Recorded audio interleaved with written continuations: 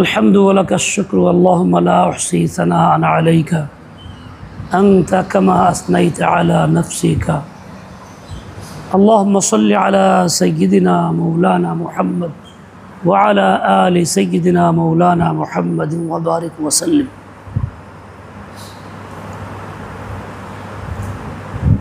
أما بعد فأعوذ بالله من الشيطان الرجيم بسم الله الرحمن الرحيم يا أيها الذين آمنوا بالله ورسوله صدق الله آمنت بالله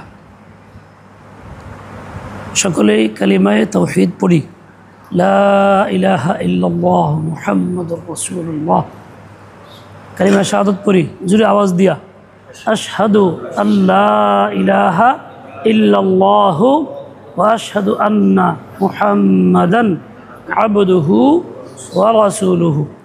ভাই তুমি আবার ওইরকম বসো গা, সমস্যা? তাহলে তুই না হজুরে এরকম বসা নিষেধ, এক পাওয়াটায় বসতে পারো, দুই পাওয়াটায় বসতে, আবার হেলান দিয়া লুঙ্গি ছেড়ে দাও, ভালো করে বসো।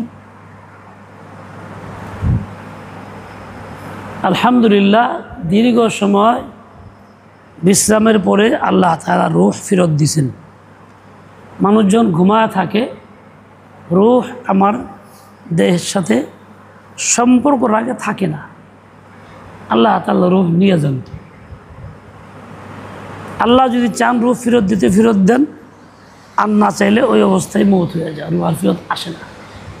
পৃথিবীতে অনেক মানুষ ঘুমন্ত অবস্থায় চলে যায়, পাশের লোকটাও টের পায় না, তার মানে রূহ আল্লাহ নিয়ে গেছেন আর ফেরত দেন নাই।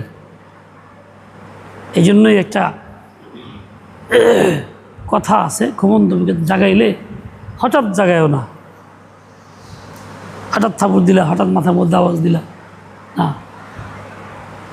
এতে তার কষ্ট হয়, অশান্তি হয়। এর কারণ নিজেরাই বুঝি, অভিজ্ঞতা আমাদের আছে। রূহ আসতে একটু সময় লাগে, তার আগে আমি তাকে জাগাইতে ফেলতে চাইতেছি, রূহ তার সাথে আসেনি, তাহলে একটু কষ্ট করা তো পারিশানের মধ্যে পড়ে, অশান্তি বোধ হয় খুব বেশি। এ রূহ আল্লাহ পাকের তৈরি কুদরতিভাবে, এগুলো বাহ্যিক আকার দেখা যায় না, বাস্তবে আছে। যখন রূহ আল্লাহর দেন তো আমি সুস্থ সবল জীবিত সব কিছু করতে পারি, আর যখন রূহ থাকে না, এই মুর্দা আমার লাশ, এই দেহটার নাম হয় লাশ। লাশ অর্থ হলো লা শাইআ, কোনো কিছুই না, মূল্যহীন, এর কোনো দাম নাই, পচবে গলবে, কেউ টাকা দিয়ে নিবে না, কিনবেও না, বিক্রির মালও না, এটা মূল্যহীন। এই জন্য সকলে মিলাই ফালাই দিয়ে আসি। ইসলামে অযত্নে ফালায় না, যত্নের সাথে ফালায়, ইজ্জতের সাথে কাপড় চোপড় দিয়া পেঁচাইয়া নবীর তরিকা মতো রাখে, অন্যরা তা রাখে না। ইসলাম তো নাই তো ইজ্জত নাই, দুনিয়াতেও নাই, মৃত্যুর পরেও নেই। আর ইসলাম থাকলে দুনিয়াতেও আছে, মৃত্যুর পরেও আছে। অনেক হিন্দু মুসলিম হয়েছে শুধু মুসলমানদের এই দাফন ব্যবস্থা দেখা। মুসলমানরা কত ভালো, কত সম্মান করে, কত ইজ্জত করে, তারা কাঁধে করে নিয়ে যায়, চোখে পানি ফেলে আন্তরিকতার সাথে রাখে। আর হিন্দুরা নাচানাচি ফালাফালি করে, ওটা আগুন দিয়ে পুড়ে, বাঁশ দিয়ে বাইরায়, কত রকম বেইজ্জতি করে, আগুন দেওয়া মাত্রই কাপড়টা পুড়ে যায়, উলঙ্গ হয়ে যায়, বেইজ্জতির সীমা থাকে না। আর মুসলমানরা আল্লাহ ইজ্জতের সাথে দেয়। এই ঘটনা দেখেও অনেকেই মুসলমান হয়েছে। ইসলামের প্রত্যেকটা কাজ সুন্দর, পছন্দের, নেকির, বরকতের এবং নূরের, সব কিছুর মধ্যেই নূর আছে। এটা আল্লাহ পাকের দান, যে আল্লাহ পাক আমাদেরকে ইসলাম দিয়েছেন, মুসলিম বানাইছেন, মুসলিম বানাইয়া দুনিয়াতে প্রতিষ্ঠিত করছেন, রাখছেন, এই পরিচয় দিয়েছেন, বলে আলহামদুলিল্লাহ। আমরা এক সাথী যাইতেছিল সফরে ইন্ডিয়াতে, তাই এক ট্যাক্সিওয়ালা ট্যাক্সিওয়ালাকে ভাড়া করছে। রাস্তা যাইতেছে, সামনে দেখে একটা গাড়ি, গাড়িটা খুব সাজানো গোছানো, ফুল দিয়া কাগজপত্র দিয়া ভিতরে খুব সাজানো, লোকজন বসা, আর কিছু যুবক ভিতরে নাচতেছে, গান গাইতেছে, কঠিন দুরবস্থা, আওয়াজ। কি আব্বাস ভাই ঘুমানো নিয়ত করাইছেন? পা উঠায় বসেন, এরকম বইছেন কে? না করছেন এরকম বইতে? চোখ দিয়ে আসেন, আপনি ব্যক্তির ঘুমানাইন নাকি?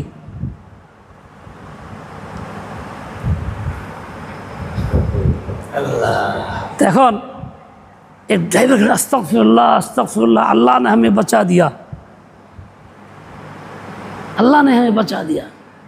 भाई ওই সাথী সওয়ার জিজ্ঞেস করে, সওয়ারি ওই মুসাফির ব্যক্তি, যে রে ये की कौन अपने? भाई अल्लाह ने हमें बचा दिया। क्या मामला है?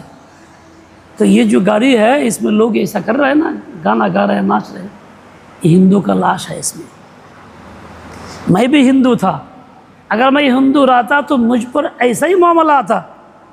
अल्लाह ने हमें बचा दिया, अल्लाह ने हमें इज्जत दिया, अल्लाह ने हमें इस्लाम दिया। আসলেই বাস্তবতা এরকমই।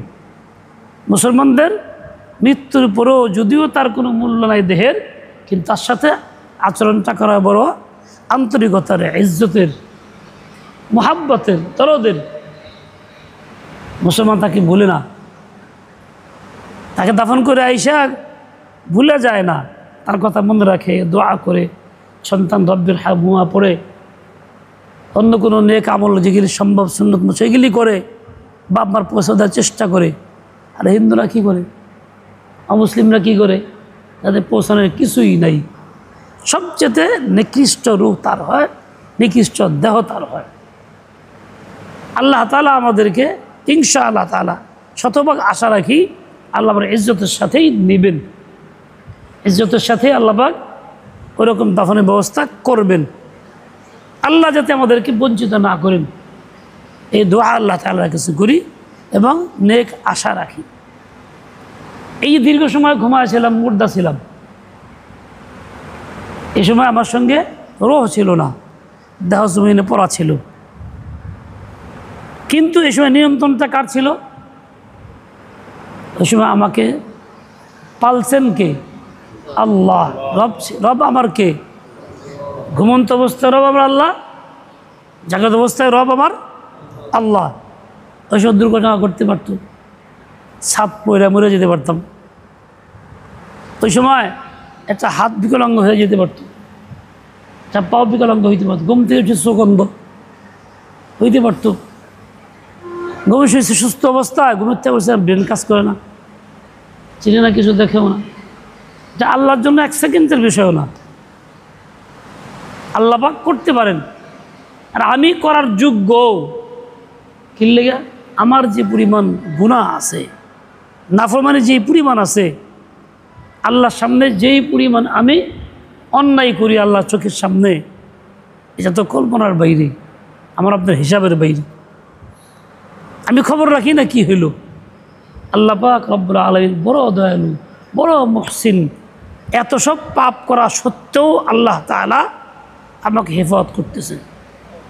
যা সাপ এসে আক্রমণ করতে পারতো, বিচ্ছু এসে আক্রমণ করতে পারতো, কান দিয়ে চাল্লা ঢুকতে পারতো, নাক দিয়ে পিঁপড়া ঢুকতে পারতো। এক সময় আমার গরমের মধ্যে তেল মাথায় তো মাথায় শুয়েছি, ঘুমিতে উচ্চা দিয়ে তোয়ালিয়া বড়া পিঁপড়া, মাথা বড়া পিঁপড়া, একটা কামড় দেয় নাই। শত শত পিঁপড়া না, হাজার হাজার পিঁপড়া, এরকম হয় না? আমার নিজের হয়েছে যে ওই সময় হেফাজত করছেন কে? আমি ঘুমায় রয়েছি, আল্লাহকে মনে করতেছি না, কিন্তু আল্লাহ আমাকে ভুলে যান নাই, আল্লাহ আমাকে মনে রাখছেন। বাস্তব না বাস্তব? লাহু মুআক্কিবাতুম মিন বাইনি ইয়াদাইহি ওয়া মিন খালফিহি ইয়াহফাজুনাহু মিন আমরিল্লাহ। বান্দা যখন ঘুমায় থাকে, বান্দা যখন গাফিল থাকে, তখনও আল্লাহ তাআলা তার হেফাজতের জন্য কিছু ফেরেশতা লাগায় রাখে। কি দরকার ছিল আল্লাহ এটা লাগানোর? ও ভাই, জীবনে বহুত ঘুমাইছো, হয় একটু না ঘুমাও আজকের দিনটা, ঘুমের সময় বহুত আছে, আর কবরে তো লম্বা ঘুম দিবা ইমান না যেতে পারলে পরেশানি নেই, একটু নাড়াচাড়া দাও। তো আল্লাহ তাআলা হেফাজত করেন, ফেরেশতা রাখছেন, হেফাজত ফেরেশতা রাখছেন, যে ফেরেশতা আমার জন্য নিয়োজিত। ওই অবস্থায় সাপ কেন আসে না, ফেরেশতা নিয়ন্ত্রণ করে। বিচ্ছু কেন আঘাত করে না, ফেরেশতা নিয়ন্ত্রণ করে। যেই লোকটা ইমান আমল নিয়ে আসয়, আল্লাহ তাআলার নাম নিয়ে আসয়, জিকির করতে করতে ঘুমায়, কত বড় ভাগ্যবান ব্যক্তি সে। আল্লাহ পাকের হেফাজত থাকে, ফেরেশতার হেফাজত থাকে। কবরেও যখন এই লোকটা ইমানদার ব্যক্তি কবরে যখন যাবে, তো আল্লাহ পাকের তৈরি শাস্তির জন্য নির্ধারিত বিভিন্ন সাপ, বিচ্ছু, কীটপতঙ্গ, বিভিন্ন রকম মাখলুকাত আসবে। ওই মুহূর্তে কোরআন, আল্লাহ তাআলার কালাম, কিতাব, সেই সমস্ত জিনিসগুলিকে প্রতিহত করবে। এই খবরদার, এখানে আইসো না, আমি কোরআন। এই বান্দা গাফেল ছিল না, কোরআন পড়ছে, কাজেই আমি তার সঙ্গী, এখন তো দূরে চলে যাও, বাধা দিবি। সূরা আল মুলক, সূরাতুল মুনাজ্জিয়া তার নাম, বাধা দিবে, খবরদার। এমনকি আল্লাহ পাক ফেরেশতা নিয়োগ করবেন, আল্লাহ পাক ফেরেশতা বাধা দেবে, এই খবরদার, আসতে পারবা না। হাদিসে বাকি আসছে, ইদা মাতাল আলিম, আলিম যখন মারা যায়, এই আলিম মানে দাওরা ফারেক না, মুফতি না, এই আলিম মানে দিন সম্পর্কে জানছে, দিনের ইলম হাসিল করছে, ইমান আনছে, ফরজ জানে, ওয়াজিব জানে, সুন্নত জানে, আকীদা সহি আছে, কখন কোনটা করা লাগবে সেটা সে করে। যদিও সে স্বাভাবিক প্রতিষ্ঠানে পইরা বড় ডিগ্রি নাই, সে আলিম। যদি সে মারা যায়, ইয়া মাতাল আলিমু, তাহলে কী করেন আল্লাহ তাআলা? সাব্বারাল্লাহু লাহু ইলমাহু ফি কবরিহি, তার যে ইলম আছে, দ্বীনের ইলম যা শিখছিল, সর্বত থেকে হোক, এই হাসান ভাই বলতেছে আজকাল ঘুমালে একটু হরকত করা দরকার, নাড়াচাড়া দাঁড়ায় থাকা দরকার প্রয়োজনে। কথা কি সব দিন বলা হবে? আপনার সব দিন থাকবেন, আমি সব দিন আসবো, তা তো আর না। সাব্বারাল্লাহু লাহু ইলমাহু ফি কবরিহি, এই যে সে দ্বীন ইলম শিখছে, এই ইলমটাকেই আল্লাহ পাক তার জন্য এক আপনজন বন্ধুর আকার দিয়ে পাঠাইবেন। কবর তো নির্জনের জায়গা, প্রতিদিন কবর ঘোষণা দেয়, আনা বাইতুদ দুদ, আমি কিরামাকুরের ঘর, সাবাস সাব্বান।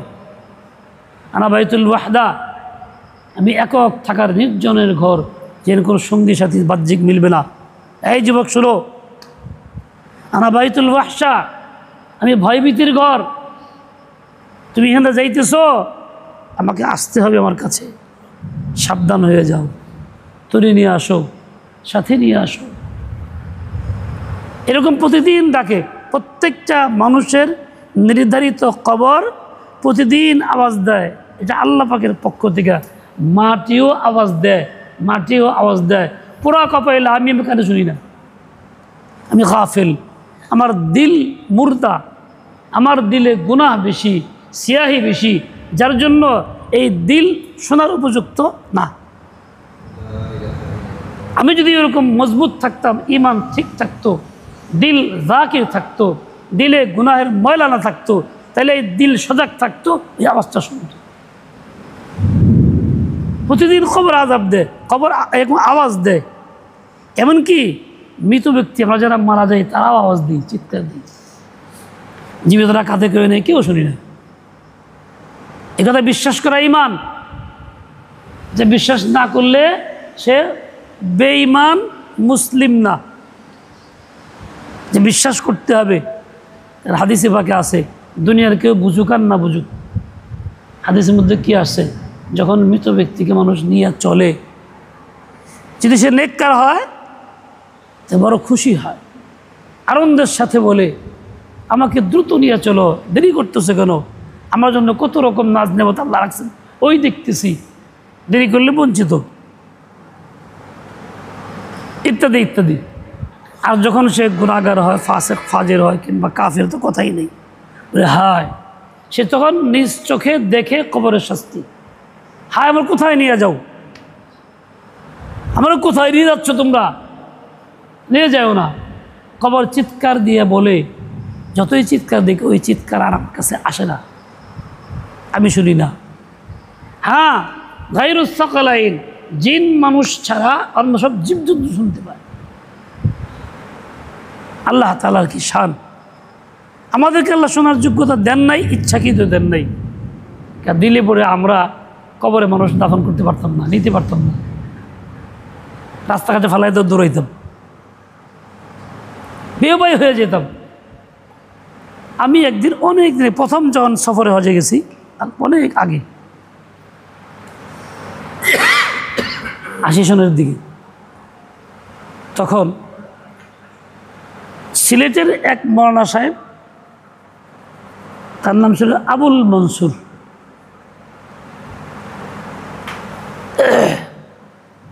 থাকতো মনসুরা রোডে, একটা রোডে আছে মক্কাতে মনসুরা, নামাজ পড়াইতো। তো আমি একদিন বেরিয়েছি যে কোনো বাংলাদেশে কোনো আলেম ওলামা আছে কিনা, বা একটু দেখি এলাকাটা কীরকম। একসাথে গেছি, মনসুরায় গেছি। ওনাকে ইমাম সাহেবকে পাইলাম, বালি ছিল ছেলেকে। জিজ্ঞাসা করলাম, ভাই আপনি কতদিন আছেন এখানে? অনেক দিন। বলে আপনারা জানা মতে কোনো আশ্চর্য কোনো ঘটনা আছে কিনা যা ঘটছে বাইতুল্লাহ বা মক্কাতে, যেটা আপনি জানছেন নিশ্চয়তার সাথে আমার শোনান। আজীব ঘটনা শোনাইল।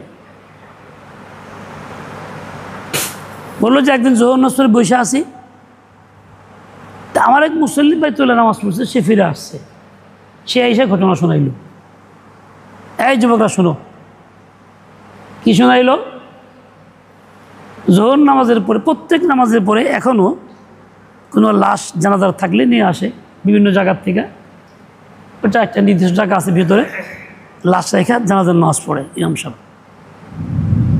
আগে ছিল, এখনও সেই গেট নাই, বাবু বিলাল, বাবু আজিয়াদ, মানে ওই আকার আর নাই, এখন অনেক বড় গেট। যখন ছিল 2 পাটওয়ালায়, কাঠের 2 পাট, বড় 2টা পাটালা গেট, দুটাই আমরা তখন দেখছি। এই বাবুল আজিয়াদ দিয়ে লাশ ঢোকানো হইতো, এটা স্বাভাবিক নিয়ম ছিল।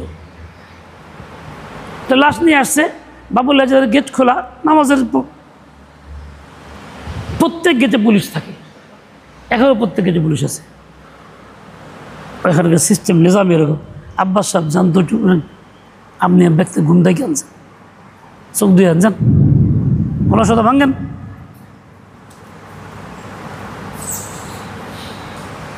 এখন এই বাবু বিলাল দিয়ে লাশ ঢোকানোর জন্য যেই গেছে, হঠাৎ করে 2টা পাট জোরে বন্ধ হয়ে গেছে। কে বন্ধ করে নাই? আল্লাহ পাকের হুকুম। দরজা তো এমনি বন্ধ হয় না, আর ওখানে তো বাংলাদেশের ঝড় তুফান নাই যে বাতাসে বাড়ি দিয়ে বন্ধ করতে, তাও নাই। আর চিন্তা করলো বন্ধ হয়ে, তাহলে আমরা পাশের গেট বাবু বিলাল দিয়ে ঢুকি। এই হাফিজ খারাপ, পিস যাও,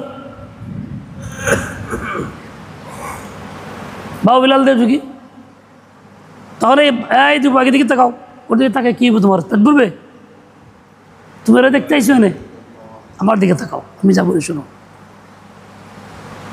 বাবু বিলাল দিয়ে ঢুকতে গেছে,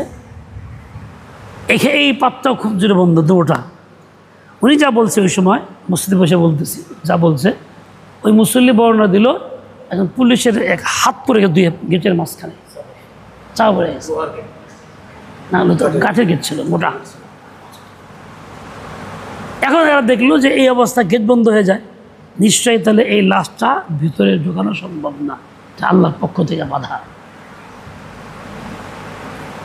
ইমাম সাহেব যিনি ছিলেন বললেন যে না, এই লাশের জানাজা আমি পড়বো না, তোমরা পড়ো। তারা গেছে, মুসল্লি জানাজা পড়ে নিয়ে গেছে।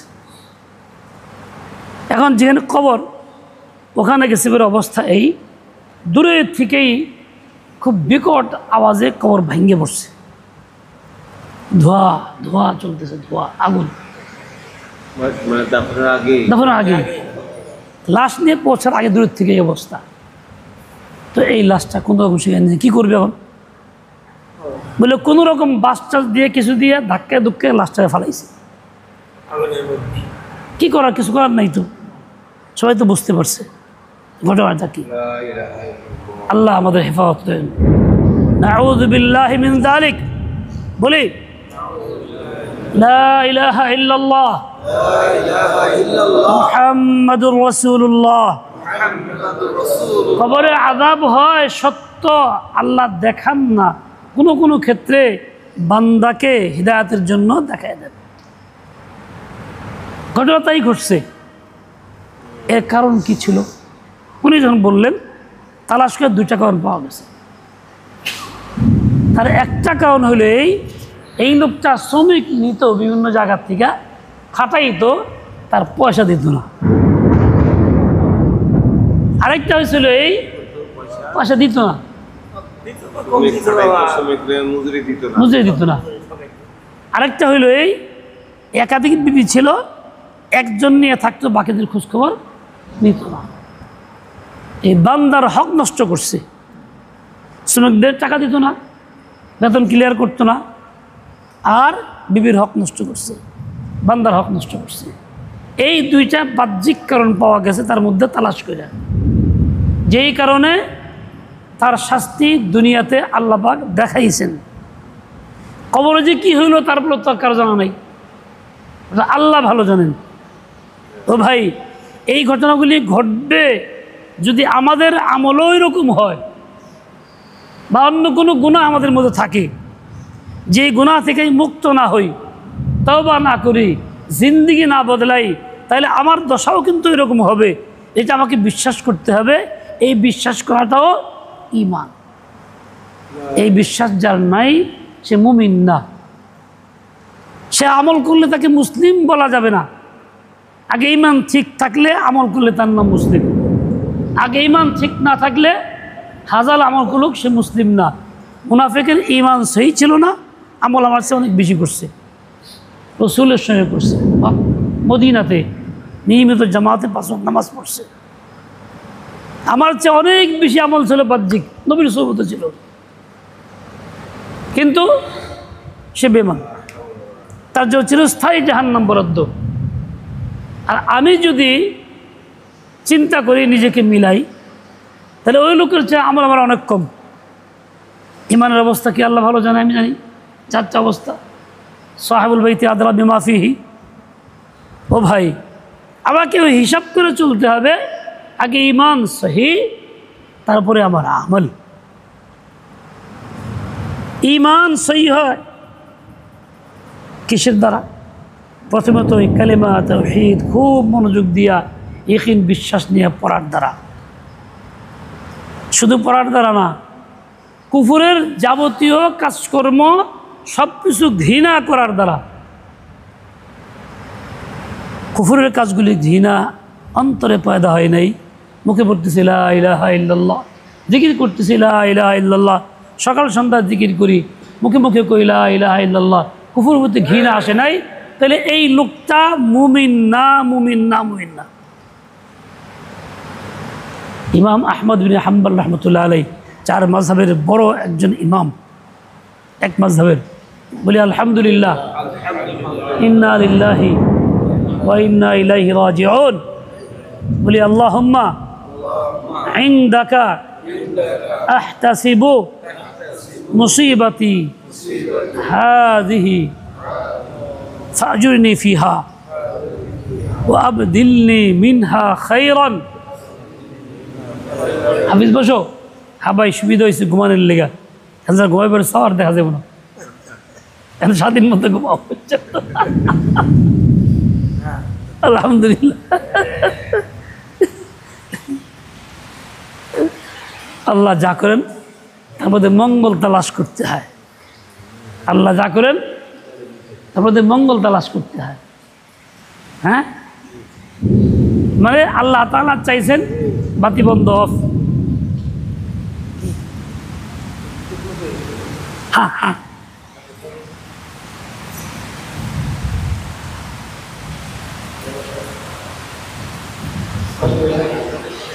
ভাই আগে বসো, আগে বসো, আগে বসো। মাশাআল্লাহ, যুবকরা কোরবানি করতেছে। হ্যাঁ, হিম্মত আছে। সব রকম বন্ধু বান্ধব ছেড়ে দিয়া আল্লাহর জন্য আসছে যুবকরা।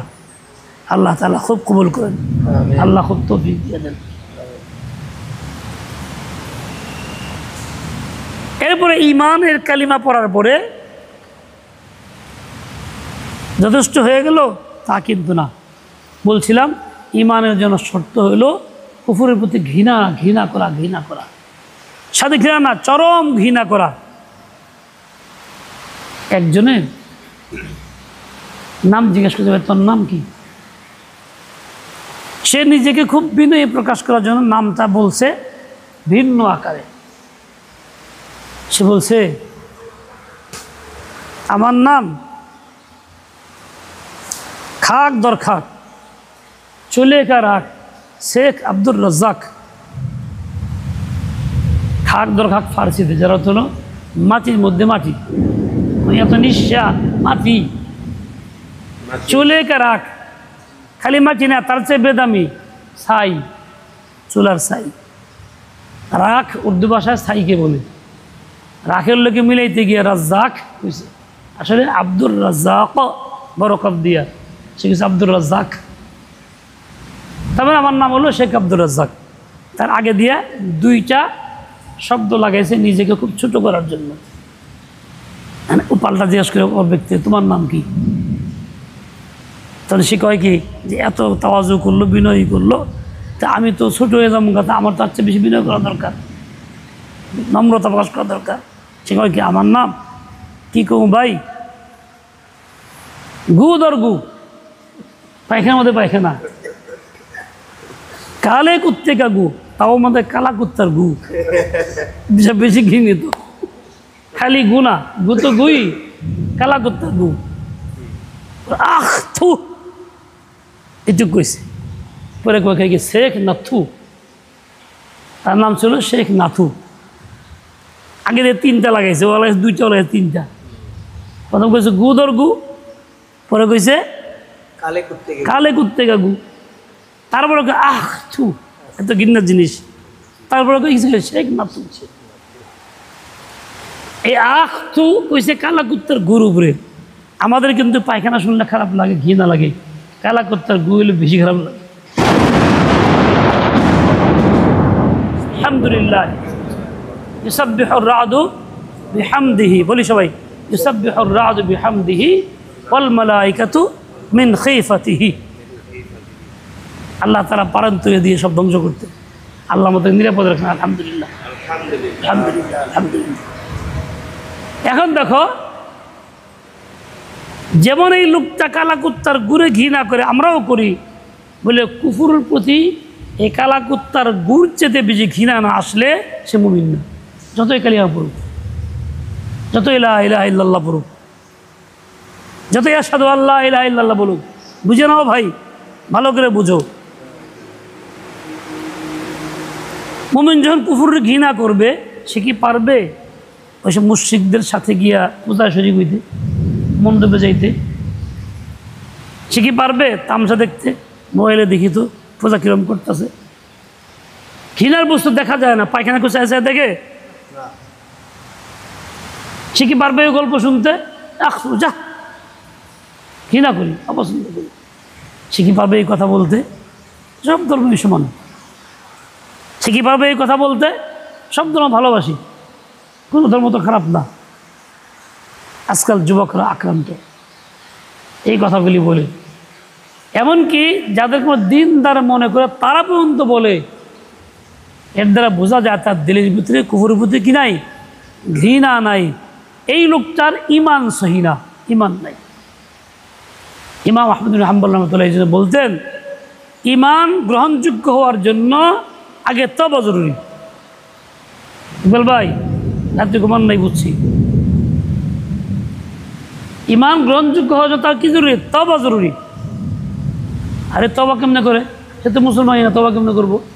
তওবা এই করবো, সে আগে সমস্ত কুফরের কাজগুলি, শিরকের কাজগুলি, যত অপরাধ করে সবগুলির প্রতি চরম ঘৃণা পোষণ করবো দিল থেকে, এটার নাম তওবা। তারপরে বলবো লা ইলাহা ইল্লাল্লাহ মুহাম্মাদুর রাসূলুল্লাহ। এই যে হাদিসের মধ্যে আসছে, এই কালিমাটা পড়লে পরে অতীতের সব গুনাহ খাতা মাফ হয়ে যায়। আছে না এই কথা? কতবার বললাম, কত গুনাহ করি, মাফ তো হয়ে যেতেছে না। কেন? পড়ার আগে আমার চরম ঘৃণা আসে এই কুফরের প্রতি, পড়ার আগে আমার ওই গুনাহের প্রতি ঘৃণা আসে নাই, দিল থেকে পাক্কা তওবা করতেছি না যে আমি এগুলি করব না জীবনে, সব থেকে মুক্ত হয়ে গেলাম, আজ থেকে পাক্কা মুমিন হইলাম, এই কথা তো অন্তরে বসাই না। এই ভাই, এবার ঘুম তুমি নিয়ে গেছো? যাও যুবক, মুখ দিয়ে চোখ দিয়ে এসো, চোখ দিয়ে এসো। এখন এই যে পড়ি কালিমা লা ইলাহা ইল্লাল্লাহ, কিন্তু কি হয় নাই? গুনাহ খাতা মাফ হইতেছে না। কেন হইতেছে না? মাফ হইতেছে না বুঝলাম কি দিয়া? এই দিয়ে বুঝলাম যে আমি যাই বাইরে গেলে আবার এই কিছু একটা করি, গুনাহ সমর্থন করি, গুনাহের কাজ করি, গুনাহ পছন্দ করি। বোঝা গেল কালিয়া পড়ার পর গুনাহ মাফ হয় নাই। মাফ যদি হইতো বাইরে কোনো গুনাহে লিপ্ত হইতাম না। গুনার নাম শুনলেই ঘৃণা আসতো, অন্তরে কাঁপন তৈরি হইতো, দেহের মধ্যে কাঁপন তৈরি হইতো, যেটা গুনাহ আমি করতেছি। এর দ্বারা লক্ষণ দ্বারা বোঝা যায় কি গুনাহটা মাফ হয় নাই। ঠিক তেমনি ইমান যদি আমার সহি হইতো, ইমান সহি কাকে বলে? কালিমাটা দিল দিয়া সিদকাম মিন কলবি পড়ার পরে তার অবস্থা এই হয়, এই কালিমাই তাকে গুনাহ থেকে মুক্ত রাখে। তাহলে এই কালিমা পড়ার পরে আর কোনো গুনাহ হওয়ার কথা ছিল না, কিন্তু কালিমা পড়ার পরেও কি হয়? আমার দ্বারা গুনাহ হয়, গীবত হয়, শিকায়ত হয়, অন্য কিছু হয়, কুধারণা হয়, তর্ক বিতর্ক করি, খারাপ দৃশ্য দেখি, বেপর্দা দেখি, হ্যাঁ, বিড়ি সিগারেট খাই, নিশা মিশা খাই, কত রকম গুনাহ আমরা মুসলমানরা করতেছি, অথচ কালিমা পড়তেছি। বোঝা গেল এই কালিমাটা পড়া হয় নাই। পড়ার আগে যেরকম ঘৃণা অন্তরে আসা থাকে, সেই ঘৃণাটা আসে নাই, সিদকাম মিন কলবিহি হয় নাই, অন্তর এটাকে সত্য বলে গ্রহণ করে নাই। আর এই জন্যই গুনাহ মাফ হয় নাই। তার লক্ষণ হইল বাইরে গেলে গুনাহ আসতেছে, গুনাহ আমি করতেছি, চোখ ঘুরাইতে পারতেছি না, দিল ঘুরাইতে পারতেছি না। আজকাল বহু যুবক আছে না, সে মধ্যবয়সী লোক আছে, মোবাইল চালায়, সবাই খেয়াল করো, মোবাইল চালায়, মোবাইলের কথা কথা কিন্তু মসজিদে আসতেছে, রাস্তায় মসজিদে আসার তরিকা তো মোবাইলের কথা কথা আসে না। আসার কথা ছিল কি, নিয়ত করে মসজিদ যাইতেছি, জিকির করে করে আল্লাহর ঘরে যাইতেছি, এই ধ্যান করে করে আসতেছি, মোবাইল চালায় চালায়, এই যে না আমাকে অবস্থা। তারপরে আমি কথা কইতেছি কারোর সাথে, কি বিএনের লয়ে গল্প করতেছি, বিএন ফোন দিছি, এবং সেই গল্পের স্বাভাবিক জরুরত না, হাসি মজাকও করতেছি, এই কথা সেই কথা কই, বিএনের লয়ে কইতেছি, যেগুলি গুনাহ। অন্য কেউ বুঝতেছে আছে, কিন্তু আল্লাহ বুঝতেছেন। এখন আইসা সেরা বস্তুর গেতে আইসা বলি কি, এখন মসজিদ ঢুকতেছি, এখন থাক, পরে আবার কথা বলি। তার নিয়তটা কি? গুনাহ ছেড়ে দেওয়া না গুনাহকে বহাল রাখা? কি নিয়ত তার? কথা কন নাকি? হে কইল কি মুখ দিয়া, এখন মসজিদ ঢুকতেছি, নামাজ পরে আবার কথা কমনি, যে হারাম কথা আমি কইতেছি, যে নাজায়েজ কথা কইতেছি, এটা আমি ছাড়ুম না, আবার কমু, এই নিয়ত তার। মুখ দিয়ে প্রকাশই করে দিল, তবে তো করেই নাই। এই যে হাদিসে আসছে, একজন মানুষ নামাজ পড়লো, তার সমস্ত গুনাহ খাতা মাফ হয়ে গেল। নামাজ তাকে গুনাহ থেকে মুক্ত করে, কিন্তু আমি তো গুনাহ থেকে মুক্ত নিয়তই করি নাই, আমি তো গুনাহ নিয়ত করে আইছি। বাহ্যিক নামাজ পড়লাম, ওঠা বসা করলাম, আমার সাথে সুন্নত বেতন পড়লাম, চলে গেলাম গা, গিয়া নামাজ শেষে বেরিয়েছি, হ্যাঁ বিয়ান কী খবর, আবার শুরু হয়ে গেল। তাহলে আগেও গুনাহ, পরেও গুনাহ, তাহলে মাঝখানের সময়টা তার যে নামাজ হয়েছে, তওবা হয়েছে, এটা কি হয় নাই? কবুল হয় নাই। এই যে পড়ছি আল্লাহ মাইনি জলাম তো নাফসি, আল্লাহ খুব জুলুম নিজের উপরে, ফাগফিরলি, মাফ চেয়ে মাফ করে দেন, এটা মুখ দিয়ে কইছিলাম নামাজের মধ্যে, কিন্তু গিয়া তো আবার সালাম বাইরে গিয়ে শুরু করছি, তাহলে বোঝা গেল আল্লাহ যত নাফসি, মিশা কথা কইছি। বুঝি নাই কথা? বুঝে আসছে কিনা? বোঝা, দিল থেকে বলি নাই, মিথ্যা বলছি, প্রহসন করছি। রব্বানা যালামনা আনফুসানা, এমন শব্দ করছে, আমরাও করছি।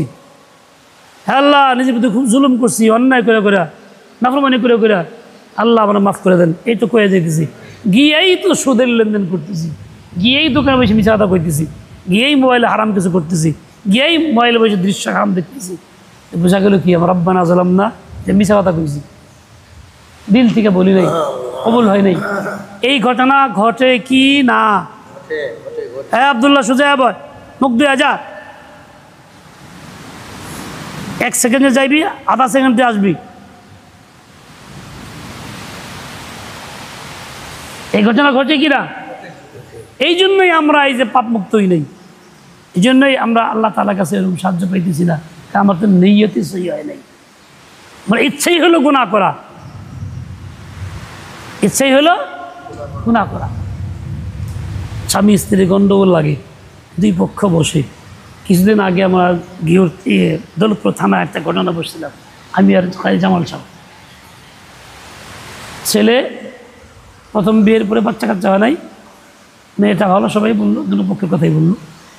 কিন্তু সে ছেলেটা আবার আরেক মেয়ের লোকে ফোনে সম্পর্ক করে তারা বিয়ে করছে।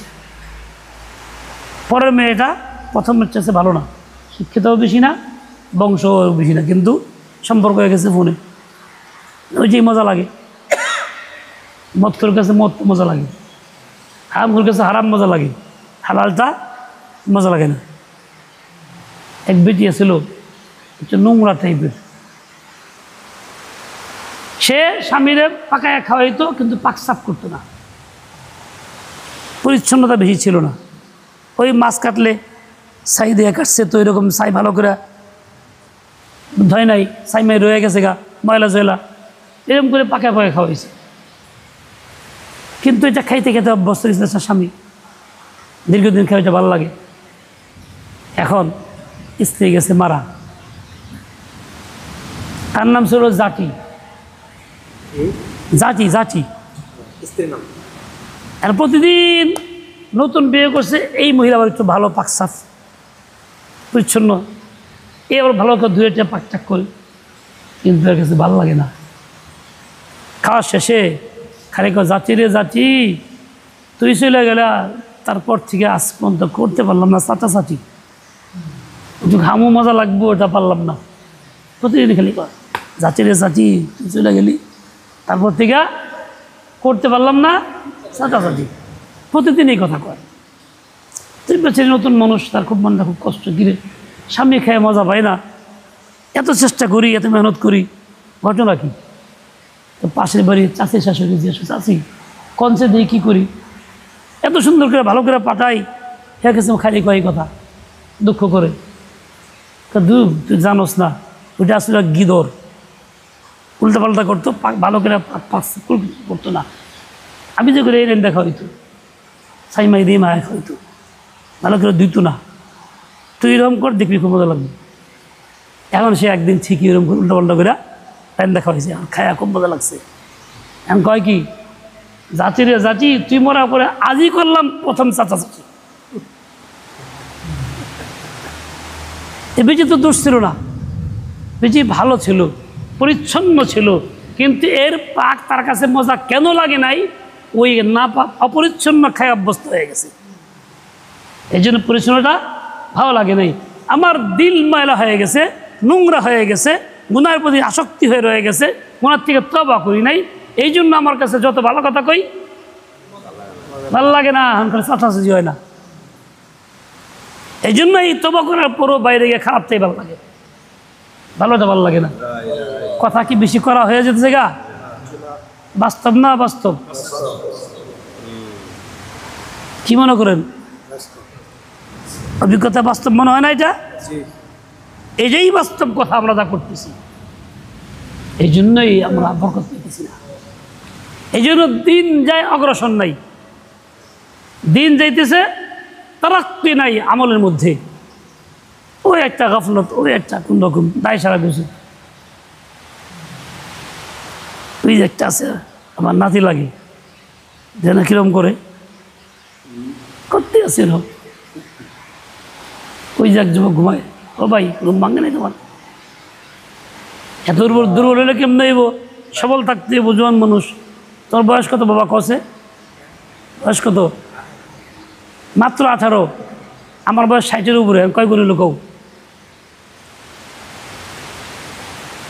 আমি ঘুমাই না তুমি ঘুমো, কি অর্থ হইল?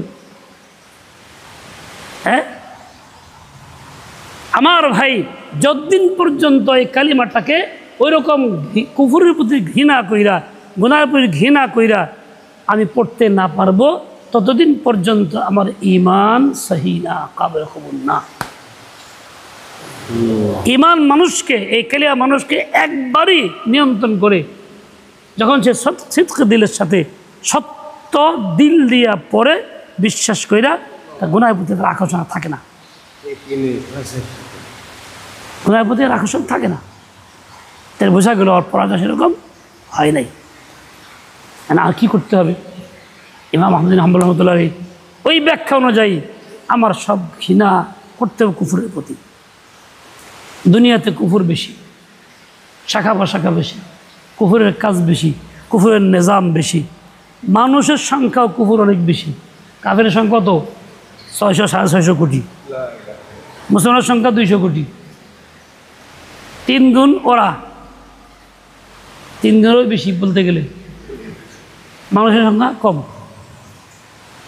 কোরআনে পাকে আসছে একজন খাঁটি মুসলমান 10 জনের মোকাবেলা, 10 কাফের মোকাবেলায় যথেষ্ট। এক সময় ছিল একজন 100, সর্বশেষ একজন 10 জনের মোকাবেলা। সাহাবায়ে কেরাম কেমন খাঁটি ঈমান আনছেন বাস্তবে দেখায় গেছেন। দূরের থেকে ট্যাং দিয়ে না, বোমা মাইরা না, সামনাসামনি একজন 10 জনের মোকাবেলা জিতা ওদের হারাই দিয়েছেন। যে কিন্তু কোনো গাঁজাখড়ি গল্প না, সারা বিশ্বের মানুষ জানে ইতিহাস। তাই তাদের কালিমাটা কেমন পড়া হয়েছিল, ইমানটা কেমন ছিল, ওই তাদের ইমানটাই ইমান। আমাদের ইমান যদি তাদের সাথে মিল হয়, তখন আমরা ঠিকই ইমানদার, গ্রহণযোগ্য ইমানদার। সর্বশেষ আল্লাহ তাআলা আরও সহজ করে দিয়েছেন, 1 2 1 2 যতই বেশি থাক, সেই হিসাবে মুসলিম জনসংখ্যা যা আছে ওদের সাথে পারার কথা, পাশাপাশি পারার কথা, কিন্তু আমরা কোথাও পারতেছি না। কেন? বোঝা গেল ওই ঈমানটা আমাদের মধ্যে নাই। আল্লাহ কালাম তো মিথ্যা না, আল্লাহ কালাম তো শতভাগ সত্য, এখনও বহাল আছে, মানসুখ না, রহিত না, কিয়ামত পর্যন্ত এই হুকুম বহাল। কিন্তু আমার ভিতরে ঈমান সহি না, যার জন্য আমি ওই রকম শক্তি প্রয়োগ করতে পারি না, দেখাইতে পারতেছি না, প্রদর্শন পারি না। মাত্র 10 15 20টা ঘর হিন্দু থাকে, চতুর্দিকে মুসলমান থাকে, ওরা যা করে হেঁটেই প্রবল হয়, আর মুসলমানরা সব দুর্বল থাকে। কিন্তু 5 মিনিটের ব্যাপারও না, ওদের বন্ধ করতে ধমক দিয়ে দিই। কিন্তু কেন হয় না? এই যে পুরা মুসলিম সমাজের লোকগুলির মধ্যে এই ঈমানটা ওই রকম নাই, বরং মুসলিম হইয়া কাফেরের পক্ষে কথা বলে। তারা করুক, করতেছে করুক, ধর্মের স্বাধীনতা আছে, যা তার ধর্মের স্বাধীন করবো, কথা তো বাহ্যিক ভালো। কেলেগা প্রত্যেক ধর্মের স্বাধীনতা আছে, ইসলামও দিছে। সেটা কোথায়? তোমার নিজের জায়গায়। তুই মাইক বাজাইতেছ, আমি নামাজ পড়তে পারতেছি না, এইটা নাই স্বাধীনতা। গন্ডগোল লাগলে একজন হিন্দু মহিলা মুসলমান হয়ে গেলে গা, মুসলমান লাগে ওই মহিলার পক্ষে ওরা ফিরাই দিতে, যারা লাগতেছে একটা মুসলমান না, একটা মুমিন না, যদি জনসংখ্যা তার নাম মুসলিম। এদের কাজ ছিল কি? মুসলিম হয়ে আসছে, কোনো সুযোগ নাই, কোনো ছাড় নাই, এমন নিয়ে আসছে, সে আমাদের ভাই, আমাদের বোন, আর দায়িত্ব আমাদের, খবরদার কেউ আসতে হয় নাই। কথা ছিল এইটা। আমাদের দেশে মুসলমান সমাজ যারা মাতুব্বরি করে, তারা কি করে? কাফের পক্ষে বলে, হ্যাঁ পাঠাইয়া দেয়, থানায় দায়িকা এরা পক্ষে বলে পাঠাইয়া দেয়। এই একটাও মুসলমান না, যদি জনসংখ্যায় মুসলমান নাই, মুসলমান। বুঝাইতে পারলাম? এই আব্বাস, এক বেটা যাইতেছিল, আরেক বেটার লেগে দেখা হয়েছে, যে আসলে আমার নাম কি? ভাই আমার নাম আব্বাস। কই কি? আমার ঘরের পিছনে আছে গাব গাছ। ভাই যে কি কইলা? তোমার নাম হলে ওজন মিলাইলাম, আব্বাস আর গাব গাছ ওজন মিলাইলাম। এরকম না হয়ে যায়, গাব গাছ হইলে চলবো না, আব্বাস হওয়া লাগবো। হ্যাঁ ভাই, আর চিন্তা করি আমাদের কাজের মধ্যে কত ত্রুটি, কত ত্রুটি, কত ত্রুটি। কেন? মূল ঈমান সহি নাই, মূল ঈমান সহি নাই। আসি কিছু কথা কইতেছিলাম, কিন্তু আপনাদের ঘুমের আর চাপের কারণে আমি আমার মন চাইছে না কথা কইতে, আর কইলাম না। হ্যাঁ, জাগান লাগলে আমার ধ্যান ওইদিকে জায়গা আছে।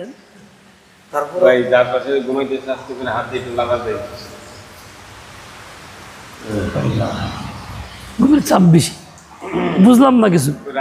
সকালে ঘুমটা বেশি ধরে নেয়।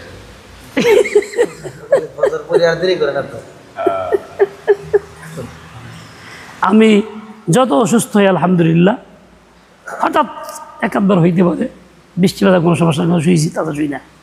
যত রাত্রি আসি সফরে 4টার সময় আসলেও ফজর বেলা ঘুমাই না, আমল করি।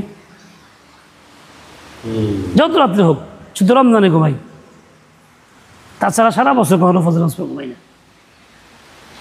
3টা 4টা সফর থেকে আসি, ফজর নামাজ পড়ে ঘুমাই না। যার জন্য আমার অসুবিধা নেই, আর তোমরা ঘুমায় অভ্যাস করছো, অসুবিধা। ফজর নামাজ পড়ে ঘুমান নিষেধ।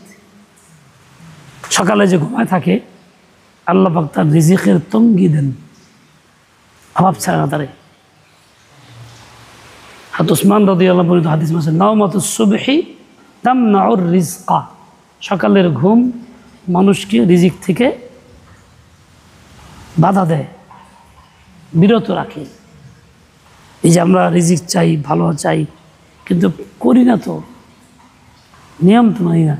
পরে ঘুমাও, আমল করো, ইসলাম পড়ো, চাষ পড়ো, না পড়লে নাই পড়লা, জিজ্ঞাসা তেলাওয়াত করো, কোরআন পড়ো, আমল করো, হাঁটাহাঁটি করো, নাস্তা খাও, পরে ঘুমাও, অসুবিধা নেই তোর।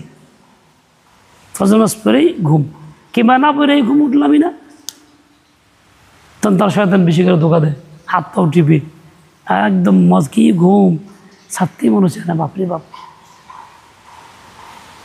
এই যুগে যুবকরা যারা ফজর পরে ঘুমাইব না, রাত্রে আগে ঘুমাইব, ফজর পরে ঘুমাইব না, মোবাইল দেখব না, তারা আল্লাহর ওলি। এই যুগে যারা ফজর পরে ঘুমাইব না, রাত্রে জাগবো না, মোবাইল দেখবো না, তারা কি আল্লাহর ওলি। ফজর পরে ঘুমের চাপটা কেন? রাত জাগা হয় তামসা দেখে, সময় নষ্ট করে। ফজরে ঘুম ভাঙে না, ফজর পরে নামাজে খাড়া খেলে জমি। আরেকটা কারণ হলো এই, যারা অসৎ উপায়ে কাজ করে, হাত দিয়ে অপকর্ম করে, তারা খেলে ঘুমায়, তাদের শক্তি নষ্ট হয়ে যায়, ধারণ ক্ষমতা কমে যায়, ব্রেন দুর্বল হয়ে যায়, সর্বাঙ্গের শক্তি নষ্ট হয়ে যায়, খালি ঘুমাসি, ওটি একদম বেকার। যে সমস্ত যুবকরা খালি ঘুমায়, ডেথ ফেল হয়ে গেছে। এটি আমরা তো বুড়ো হয়েছি, ডেথ ফেল হয়েছি, আর যুবকরাই ডেথ ফেল হয়ে গেছে। এই সময় যুবক বিয়ে সাথে করান ঠিক না, তাকে বিয়ে যাওয়া উচিত না, বেজি তৈরি দিব, কয়েকদিন পরে কাজে লাগবে তো সংসারে। হ্যাঁ, সব ডেথ ফেল, এরকম না হয়ে যায়। মজবুত থাকো, মজবুত। আল্লাহ তাআলা হিম্মত দেন, তৌফিক দিয়ে দেন। যুবকরা মনে চায় ঘুমাইতে, মনে চায় বাইরে যেতে, গল্প করতে, আড্ডা মারতে, বিড়ি সিগারেট খাইতে, তাও গেলে না করে বসে রয়েছে। এটা একটা মনের সাথে কঠিন মুজাহাদা। আল্লাহ তাআলা এর জন্য সওয়াব দেবেন, অনেক বড় আজর মিলবে। হাদিসে পাকে আসছে যে যুবক যৌবন বয়সটা আল্লাহর ইবাদতে কাটায়, ইবাদতের মধ্যে তার বিকাশ হয়, বৃদ্ধি হয়, তাহলে এই যুবক আল্লাহ পাকের দরবারে আরশে আজিমের নিচে ছায়া মেহমানদারি লাভ করবে।